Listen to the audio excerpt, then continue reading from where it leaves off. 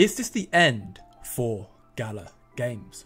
We have a lot of very important information to cover in today's video, like why GALA has been crashing. We also have an interview with Jason Brinks responding to this regulatory FUD, and finishing off with whether GALA can make a recovery. So be sure to like and subscribe so you don't miss out on any future updates. Now, this week has been one for the history books, as the United States SEC Chair Gary Gensler has sued Binance and Coinbase over trading alleged securities, to which the majority of them were in the Web3 and gaming industry. GALA Games, however, was not one of the listed so-called securities, but when massive projects like Polygon, Solana and Cardano are attacked, GALA and other Web3 projects were caught in the crossfire. In fact, all of crypto was caught in the crossfire. When this crisis first occurred, GALA dropped 13% in value, but the reason that GALA has dropped another 20% today alone, and as a matter of fact over the past 2 days GALA has dropped over 30%, is because Robinhood announced that they're delisting Cardano, Solana, Polygon and allegedly all other tokens listed as securities by Gary Gensler, although this is all based on nothing but accusations by the SEC. Now, for those who are unaware what Robinhood is, it is a popular trading app most notably for first-time investors, and more importantly, Robinhood Crypto is registered with FinCEN, the Financial Crimes Enforcement Network, as a money service business, as Robinhood Crypto is subject and complies with the applicable requirements of the Bank Secrecy Act and complies with the applicable money transmitter laws of the United States. So yeah, no surprise that this announcement has sent FUD through the roof and people scrambling to save their assets. Now, GALA's president of blockchain Jason Brinks has addressed the situation when he took part in an interview with crypto's news coverage company Decrypt. Just take a listen. I think something else that's been happening lately is there's been some like regulatory concerns and like people are worried about gaming tokens. Where does GALA stand on all that? How do you feel about that? Well, full disclosure, I am not a lawyer, nor do I play one on TV. So in my perspective, there's a few things that set the entire GALA Games ecosystem apart from everybody else. The first is that, you know, we are extremely community run. The entire ecosystem actually runs on the back of our Founders Node network, which is run by the community completely. And we really consider ourselves members of that community. And I think that that's a really important distinction. The other thing is, and if you look at everything that has been having, issues surrounding it, all of them were based on like ICOs and token sales and things like that. And we just never had an ICO. We were an entirely fair launch project. We never did any launch pool, launch pad, ICO, anything. And so, you know, we don't work with exchanges to make sure that tokens get listed. We don't, do any of those things that, everybody else sort of likes to talk about doing. We don't make statements about tokens being deflationary. Our token is for use in our ecosystem.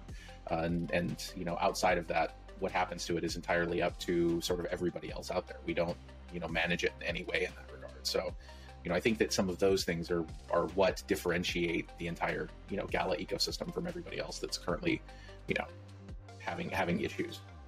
Although I do have to say that that you never know what's going to happen in this particular regulatory environment. It feels a little bit like people are flailing a bit, so you never know who's going to get caught with the next side swipe from the angry regulatory agency.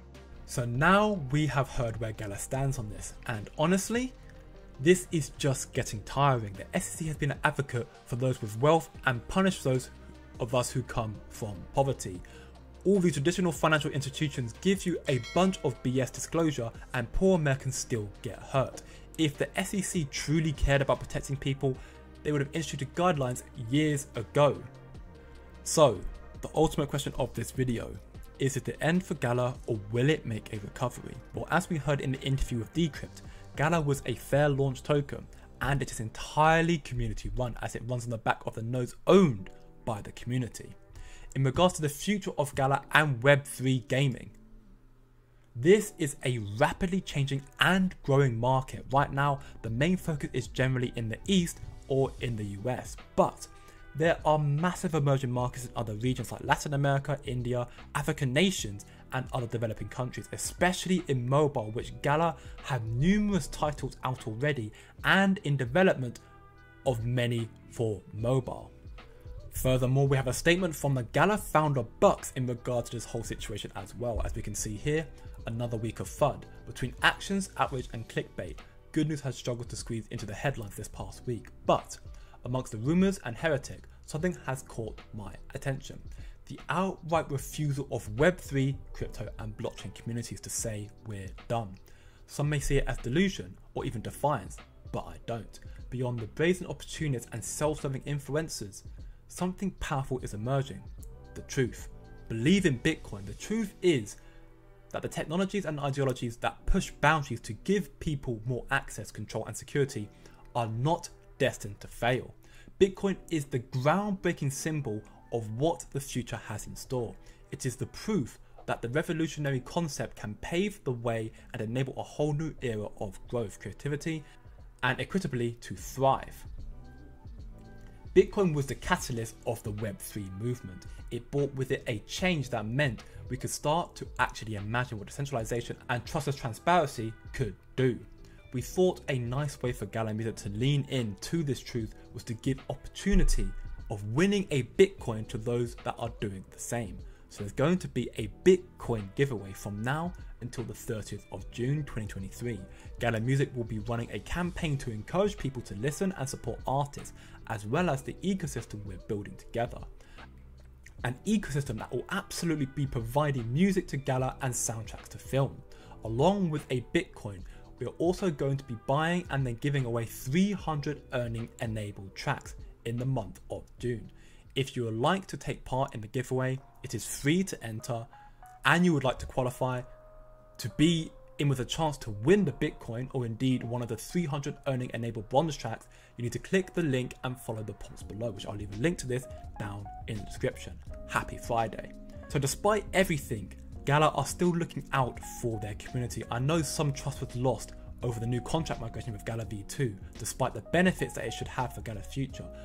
But this just goes to show that GALA do care and sympathise with us affected by this crisis event.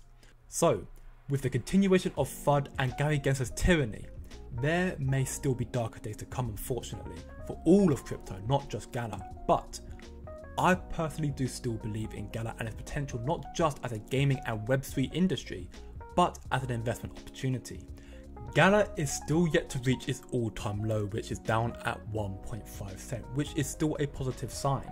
So I ask you watching, do you think that GALA can make a recovery back to 3 cents and potentially even further? Let me know what you think down in the comments below. But of course, just for the record, I am not a financial advisor and it's not financial advice, so please do trade at your own discretion and do your own research. And if you enjoyed today's video, please like, share and subscribe. But remember, it's just a coin.